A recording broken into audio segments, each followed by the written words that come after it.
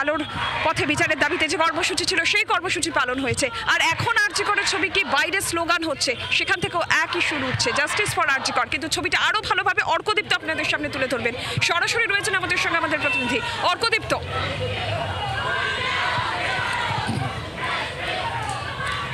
নীলাঞ্জনা, দেখো, বিচারের দাবিতে আলোর পথে যে কর্মসূচি আজকে গ্রহণ করেছিলেন এখানকার জুনিয়র ডাক্তাররা, যারা এতদিন ধরে এখানে আন্দোলন চালাচ্ছিলেন, সেই বিচারের দাবিতে আলোর পথে এই কর্মসূচি শেষ হয়েছে।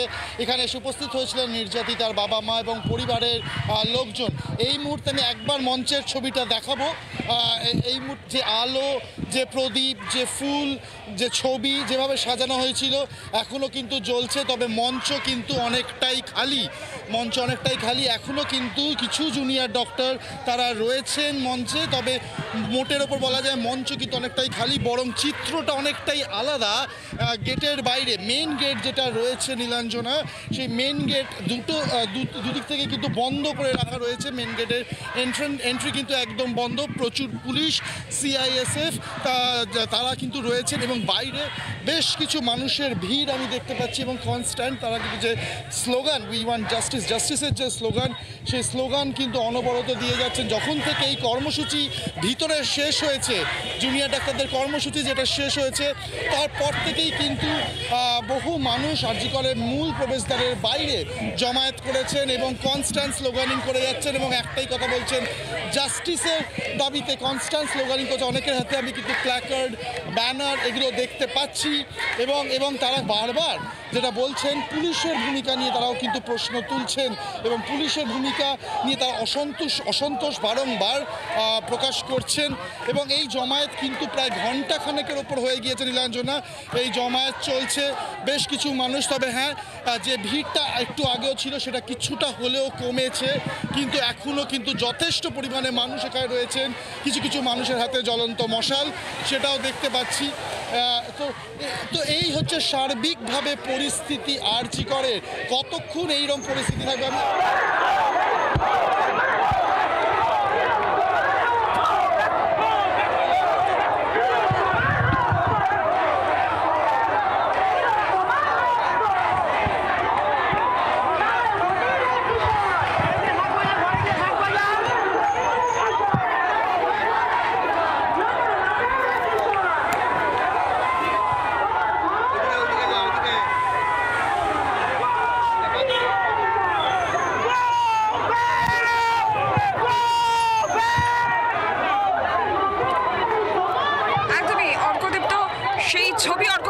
সামনে তুলে ধরছেন আরজি কর, যেখানে আরজি করের ভেতরে আপাতত কিছুটা ফাঁকা হলো, বাইরে কিন্তু স্লোগান ক্রমশই, সেই স্লোগানের ঝাঁজ ক্রমশই বাড়ছে। এখানে বেশ কিছু মানুষ জড়ো হয়েছেন আরজি করের বাইরে এবং সেখানে তারা প্ল্যাকার্ড হাতে পুলিশের বিরুদ্ধেও স্লোগান দিচ্ছেন, প্রতিবাদ জানাচ্ছেন, বিচারের দাবিতে স্লোগান দিচ্ছেন। এই ছবি আমরা দেখব। অন্যদিকে শ্যামবাজারে সেখানে ঋতুপর্ণা সেনগুপ্ত পৌঁছলে তাকে দেখে গো ব্যাক স্লোগান দেওয়া হয়। শ্যামবাজারে ঠিক কি ঘটেছিল তখন, আর কি ছবি উঠে আসছে, বরুণ সেনগুপ্ত সরাসরি রয়েছেন, আমাদের জানাবেন আমাদের প্রতিনিধি বরুণ। দেখেন, এই মুহূর্তে কিন্তু শ্যামবাজারে পাঁচমাথার মোড়ে কিন্তু যখন ঋতুপর্ণা এসে পৌঁছয় তখন কিন্তু তাকে দেখেই কিন্তু যারা ছিল, যারা আন্দোলনকারী, তারা কিন্তু এক স্লোগান দিতে থাকে। কারণ তাদের যারা দাবি যে এই যে তিনি যে শঙ্খ বাজিয়েছিলেন, সেই শঙ্খ বাজিয়ে তিনি কিন্তু রীতিমতো এই যে মৃত্যুর একটা কটাক্ষ করেছিলেন, ঠিক সেই কারণে কিন্তু তাকে দেখা মাত্র স্লোগান দিতে যারা বিয়ে করেছেন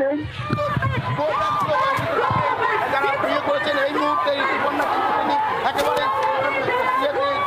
তিনি কিন্তু যেখানে তার গাড়ি রাখা রয়েছেন নির্দিষ্ট জায়গায়, সেই গাড়ির দিকে কিন্তু এগিয়ে চলেছেন এবং সেই গাড়ির দিকে তিনি কিন্তু এগিয়ে চলেছেন।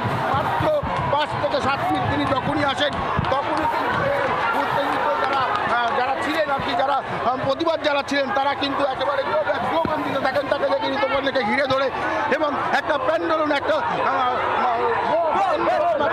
জায়গা রয়েছে এবং এখনো কিন্তু তার গাড়িতে যখন তিনি উঠছেন সেই সময় কিন্তু একেবারে তাকে স্লোগান দেওয়া হচ্ছে। এখন নিজস্ব গাড়ি, গাড়িতে তিনি উঠছেন এবং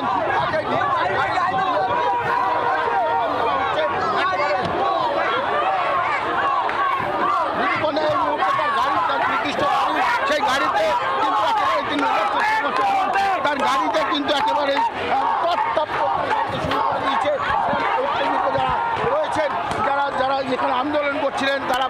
শান্তিপূর্ণ আন্দোলন চলছিল, আমরা দেখেছিলাম যে শান্তিপূর্ণ আন্দোলন চলছিল।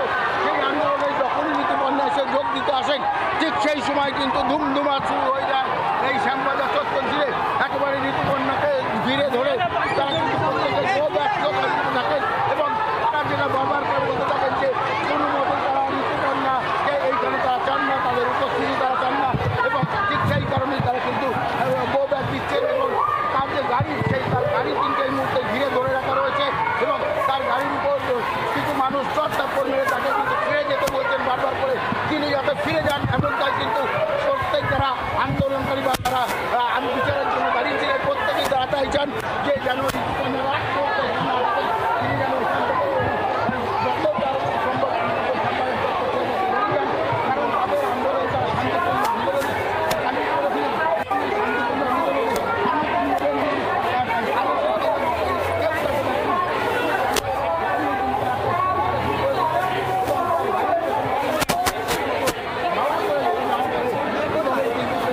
সেদিকে তারা গেছেন। আমরা দেখলাম যে সীমান্তে আসার পর কোনো একটা জায়গায় বসার চেষ্টা ঋতুপর্ণা করছিলেন, কিন্তু সেখানেও কিন্তু তাকে বসতে না দিয়ে তাকে কিন্তু একেবারে রীতিমতো কিন্তু গো ব্যাক এখনো পর্যন্ত তার গাড়ি যাচ্ছে এবং এখনো পর্যন্ত কিন্তু তাকে গো ব্যাক বানিয়ে যাচ্ছে যারা আন্দোলন করছিল সেই আন্দোলনকারীরা।